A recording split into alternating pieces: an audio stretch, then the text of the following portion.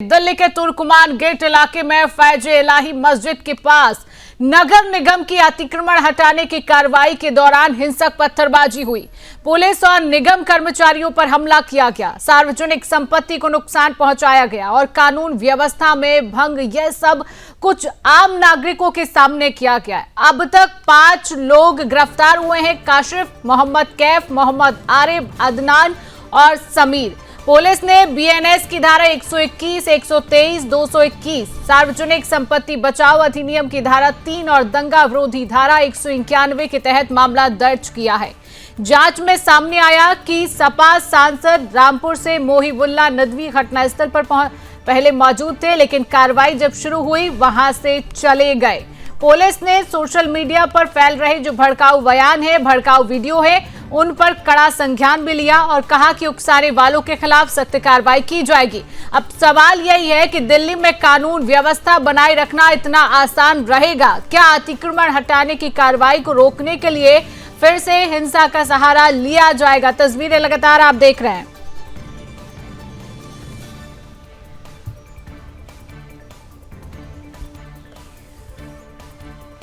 तो तुर्कमान गेट पर किस तरीके से हिंसा भड़काई गई, तस्वीरें आप देखिए। जिस तरीके से सोशल मीडिया पर भी भड़काऊ वीडियो पोस्ट किए जा रहे थे, उसको लेकर पुलिस प्रशासन ने कड़ा संज्ञान लिया, कड़ा सख्त एक्शन यहां पर लिया है। 5 लोगों की गिरफ्तारी की गई है। वहां पर किस तरीके से सुरक्षा की तैनाती रहेगी, क्योंकि सवाल एक उठ जाता है, कल जुम्मे की नमाज है, इसको लेकर कितनी सुरक्षा वहां पर की गई है। जमानत याचिका पर 8 जनवरी को सुनवाई भी होगी, यानी कि आज जो है वो सुनवाई की जाएगी।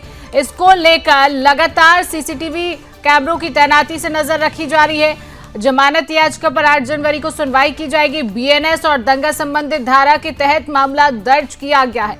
इलाके में मोबाइल पुलिस स्टेशन और सीसीटीवी पूरी तरह से तैनात की गई है। तस्वीरें लगातार आप देख रहे हैं किस तरीके से पुलिस पर पथराव किया गया, किस तरीके से दंगे को भड़काने की साजिश की गई। तस्वीरें लगातार आपके सामने है। कल जुम्मे की नमाज होनी है, उसको लेकर किस तरीके से सुरक्षा के इंतजामात रहेंगे। लेकिन दिल्ली को लेकर एक बड़ा सवाल यहां पर खड़ा ये हो जाता है कि दिल्ली में कानून व्यवस्था बनाए रखना क्या इतना आसान रहेगा? जिस तरीके की तस्वीरें सामने आ रही हैं, क्या अतिक्रमण हटाने की कार्रवाई को रोकने के लिए फिर से हिंसा का सहारा लिया जाएगा? तस्वीरें लगातार आप टीवी स्क्रीन पर देख रहे हैं। 5 लोगों की गिरफ्तारी हो चुकी है। तो इलाके में mobile police station, CCTV footage पूरी तरीके से तैनात किए गए हैं। आरोपियों को 1 दिन की न्यायिक हिरासत में लिया गया है। जमानत याचिका पर 8 जनवरी को सुनवाई भी होनी है। तो दिल्ली में जिस तरीके से दंगे को भड़काने की साजिश यहां पर की गई है, जिस तरीके से पुलिस पर पथराव की खबरें सामने आई,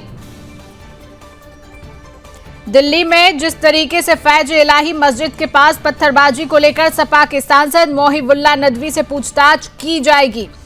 दिल्ली सूत्रों के अनुसार बात करें तो दिल्ली पुलिस के सीनियर अधिकारियों के बार बार कहने के बावजूद नदवी घटना स्थल से नहीं गए और आसपास ही मौजूद रहे। पुलिस ने पत्थरबाजी की घटना पर सीसीटीवी कैमरा फुटेज के आधार पर 30 लोगों की पहचान भी कर ली है।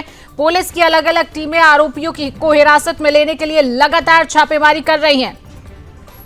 उधर पर सपा नेता एसटी हसन ने पत्थरबाजी की घटना का बचाव करते हुए जब कहीं एक्शन होगा तो रिएक्शन आएगा ही, इस तरीके का बयान दिया है। अतिक्रमण हटाने के नाम पर जुल्म किया जा रहा है। सपा के नेता एसटी हसन का यह बयान सामने आया। पूरा मामला फैज-ए-इलाही मस्जिद के पास अतिक्रमण हटाने से जुड़ा है।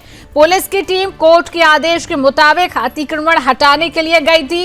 इस बीच कुछ लोगों ने अफवाह फैलाई कि मस्जिद गिराई जाएगी, जिससे हिंसा भड़की। पुलिस कर्मियों पर पत्थर फेंके गए, 5 पुलिसकर्मी घायल भी हुए। तस्वीरें टीवी स्क्रीन पर आप देख रहे हैं। अतिक्रमण हटाने के नाम पर जुल्म हो रहा है। एसटी हसन सपा नेता ने इस तरीके का बयान दिया है।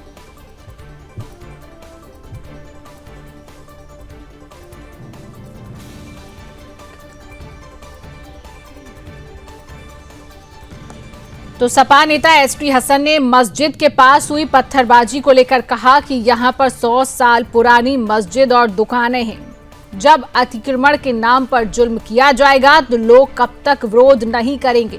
अगर यही कार्रवाई हर जगह की जाए तो लोग सब्र करेंगे।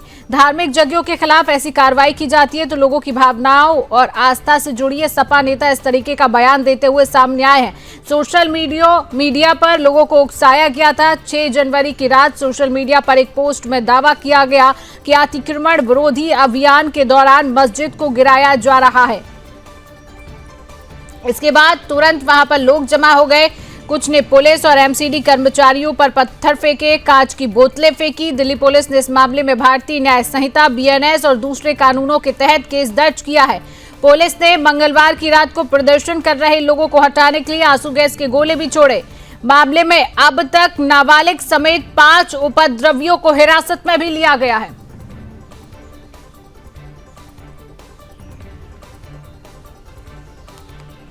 और इसी खबर पर अधिक जानकारी लेंगे। दिल्ली से संवाददाता मीनाक्षी श्रेयान हमारे साथ जुड़ चुके हैं। मीनाक्षी, क्या हालात आज बने हुए हैं? किस तरीके की सुरक्षा वहां पर नजर आ रही है? क्योंकि एक सवाल हो जाता है, कल जुम्मे की नमाज है। मीनाक्षी, बिल्कुल, देखिए सुरक्षा कड़ी है क्योंकि जिस तरीके से पथराव हुआ है दिल्ली पुलिस पर वो काफी जो है चौंकाने वाला मामला है। क्योंकि जिन लोगों ने किया है वहां के स्थानीय लोगों का कहना है कि वो लोग बाहर से आए थे, तो इतनी तादाद पर लोग बाहर आए हैं, पत्थर आए हैं और जिस चीजों से उन्होंने अटैक किया है वो चीजें आई है, तो कहीं ना कहीं सोचने वाली बात है। इसके साथ ही कहा जा रहा है कि रामपुर के जो सपा सांसद है वो थोड़ी देर पहले वहां देखे गए थे, जिस पर दिल्ली पुलिस ने जो है जांच करेगी और उनको जो है नोटिस जारी कर दिया है जांच पड़ताल के लिए। और कल जो है हम लोग पहुंचे थे जामा मस्जिद जो कि पार्लियामेंट के पास में है, उनके इमाम जो है सपा सांसद है, तो जब हम उनसे बातचीत करने के लिए वहां पर पहुंचे और जिस तरह के आरोप उन पर लगाए जा रहे हैं उस पर जो है उनसे बात करने पहुंचे तो वो वहां पर मौजूद नहीं थे। तो ये भी एक बड़ी बात है कि इतना बड़ा मामला हो जाता है और पास में ही जो है उनकी जामा मस्जिद है, लेकिन वो वहां से गायब है। तो ये भी सोचने वाली बात है कि क्या कारण रहे हैं। इसके साथ ही जिस तरीके से अफवाहें फैलाई गई थी सोशल मीडिया पर, उस पर 30 लोग जो है आइडेंटिफाई किए गए हैं और उसमें जो है जिस तरीके से 5 लोग जो है वो हो भी चुके हैं, गिरफ्तार भी किए जा चुकी है। तो कहीं ना कहीं यहाँ पर दिल्ली पुलिस जो है हर उस संदिग्ध। मीनाक्षी, 30 लोगों की पहचान की गई है। जो सीसीटीवी फुटेज के आधार पर बात करें तो दिल्ली पुलिस कह रही है कि 30 लोगों की पहचान सीसीटीवी फुटेज के आधार पर की गई है। तो किस तरीके से जांच की जा रही है? मीनाक्षी, आवाज आप तक पहुंच रही है? शिवांगी, आपकी आवाज नहीं मिल पा रही है। मीनाक्षी, अभी आवाज पहुंच रही है? जी, अभी ठीक है। मीनाक्षी, अगर दिल्ली पुलिस की बात करें तो सीसीटीवी फुटेज के आधार पर दिल्ली पुलिस का कहना है कि 30 लोगों की पहचान की गई है। तो किस तरीके से अब दिल्ली पुलिस उन लोगों को खंगाल रही है? किस तरीके से जांच की जा रही है अभी पुलिस की तरफ से? मीनाक्षी, देखिए उनके जितने भी गैजेट्स हैं, डिजिटल गैजेट्स हैं जिनसे उन्होंने ये काम किया है, सोशल मीडिया पर वीडियो फैलाने का काम किया, अफवाह फैलाने का काम किया है कि जो मस्जिद है वो तोड़ी जा रही है और दिल्ली पुलिस पर हमला करना है जिस तरीके से भी। और हमने वहाँ के पीस एक्टिविटीज है जो शहजाद खान है, उनका कहना है कि वो लगातार जो है इन लोगों को शांत करने की कोशिश कर रहे थे, लेकिन वो फिर भी बात नहीं मानी और उनके सामने वो हामी भरते हुए नजर आए, लेकिन बात नहीं मानी और उन्होंने हमला कर दिया।